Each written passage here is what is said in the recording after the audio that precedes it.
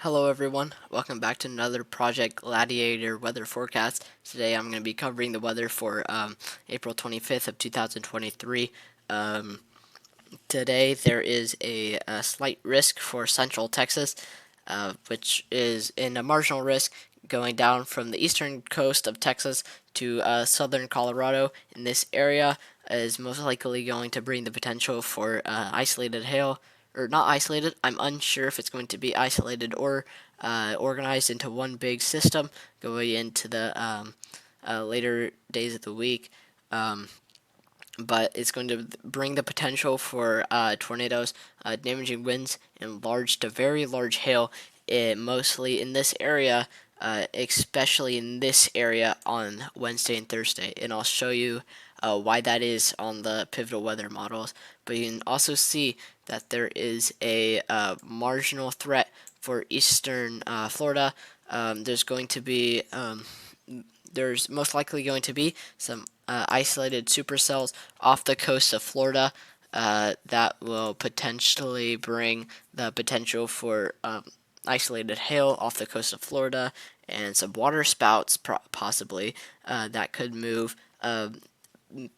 Probably not, but it could move inward with sea breezes onto the coast of Florida and bring the potential for uh, a hail and damaging winds to any coastal cities like Fort Lauderdale or Miami on the coast of Florida, um, or any systems that develop on the coast of Florida that could also bring the potential for hail and damaging winds. There's probably not going to be much of a tornado threat on land, but there could be a tornado threat off the shore with isolated supercells that are mostly in this area between the Bahamas and Florida. Um, but today's main focus is mostly in this area. If we look at the pivotal weather models, you can see that for today there is a lot of wind shear in the atmosphere, especially in the Oklahoma area and northern Texas area by Wednesday. By Wednesday, we're going to see the strongest potential. I'm expecting the potential for severe weather to increase by Wednesday and Thursday, and continue as it moves east into Arkansas and Louisiana. If it's isolated, it's most likely going to. Hold on, I will just show you how it's going to be isolated or organized. If we look at it here, we can see that there could be some isolated uh, in this area, but this could be organized. I'm not really sure when it comes to isolated or organized when it's not on frontal boundaries in areas like this, um, especially in the Midwest. Um, but you can see it move eastward. This is we're going to see a lot of the large hail to very large hail in Oklahoma by Wednesday. And there's a little bit of intense snow down through the Colorado. Uh, is that Colorado? Yeah, it looks like it's Colorado area. Um, but that's interesting. But I'm going into a little bit on Wednesday because I'm expecting it to have an increased severe weather potential. But it looks like it's going to be embedded large hail to very large hail, and maybe even the potential for tornadoes in that area. Or I'm not really sure because it's not really a front. I don't think it can develop like notch tornadoes on the front end of it. I'm unsure because it doesn't look like it's a front because it's just one big mass in the center here. So I'm unsure, but it does have the potential for tornadoes. But then you can see by Thursday, uh, you see by Thursday there's like a mass of strong precipitation. There's also this is probably going to see this is probably what's going to bring a lot of the hail the very large hail through the area that's predicted to have stronger severe weather, and then along the front edge of this time it looks more like a front than just a blob that we were seeing here. We can see that it looks unstable on the front too. It could possibly bring the potential for notch tornadoes, embedded tornadoes along the front edge. It's going to be, if there's any storms that develop today, like you can see here in the late afternoon, in the middle of the night by Tuesday and Wednesday. Between Tuesday and Wednesday, you can see the possibility for some isolated systems, possibly isolated tornadoes or isolated hail, isolated supercells through Oklahoma and the slight risk area. Um, but for today, for tomorrow, it looks like it's going to increase, especially in again in this area, and that's going to go eastward and develop into a front along the Arkansas area down through Texas. This looks like the um, the fronts that we've been seeing the past few weeks. Um, but you can see that there is the potential for lots of hail in this area of the front continuing eastward, and then also hail spotted throughout, but especially in this area. Um, but this is most likely going to be the Thursday storm that I did cover in the weekly overlook that continues eastward, and it's probably going to bring a strong potential for severe weather to the Dixie Valley area and farther eastward, potentially into Georgia or the Georgian border, um, that far eastward as the Thursday thunderstorms move eastward. But that's that's for Thursday, and it has the potential for embedded tornadoes along the frontal boundary, possibly.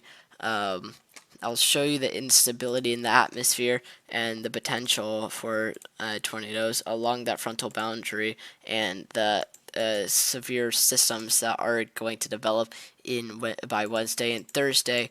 You can see by late Tuesday and early Wednesday, you can see a lot of very unstable air moving up from the Gulf of Mexico through the central plains of Texas, and that will all just pump into Texas and really intensify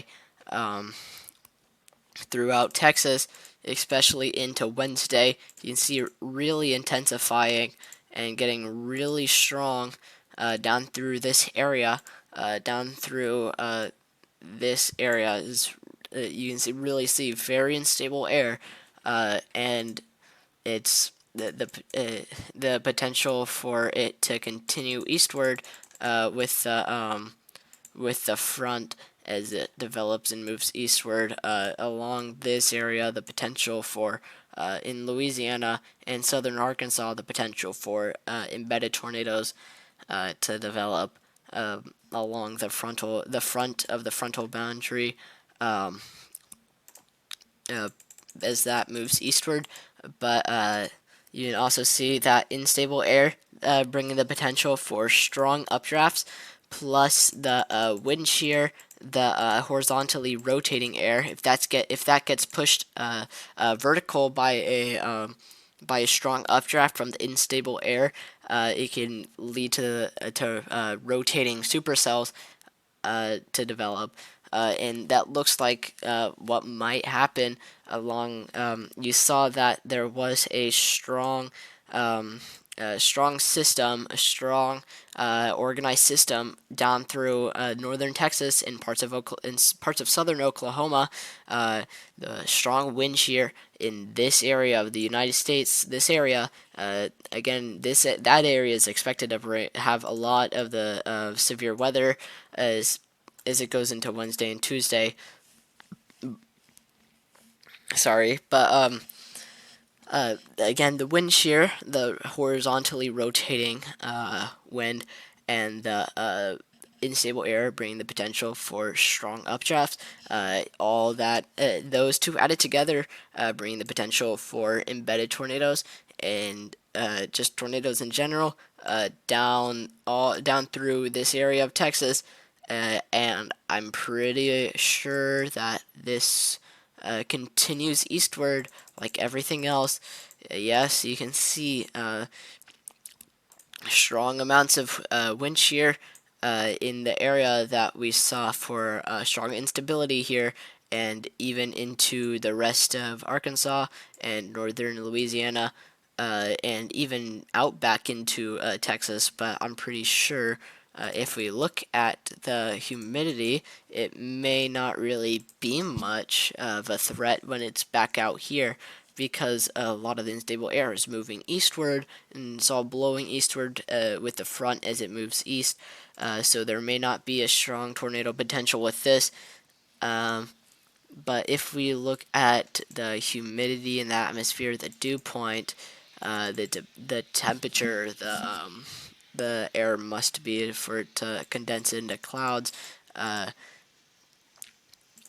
you can see a strong dry line developing along eastern Texas by Wednesday. It wasn't like that earlier on Tuesday. You can see it's not like that, but you can see that there is the strong dry line developing, and that is expected to continue eastward. And you can see that there is like a bow shape, especially in this area, pushing on the humidity in this area, really condensing it together in this area, the area that's expected for strong, severe weather down through Texas. That's where we're most likely going to see the severe weather, the strong severe weather potential again. We're just checking off all the boxes here. The atmosphere is, by Wednesday, the atmosphere in this area of the United States is going to be very prime for tornadoes and strong severe weather. It's going to be very prime and very ready to just explode. We've pretty much checked off every single box here: wind shear, humidity, and instability. It's ready to go by Wednesday. If you live in this area, make sure you watch for any National Weather Service tornado warnings, severe thunderstorm warnings. Watch out for warnings. Listen to the National Weather Service going into Wednesday and Thursday. Please watch for any warnings. I can't stress that enough, because the atmosphere is prime and ready. It's ready to go.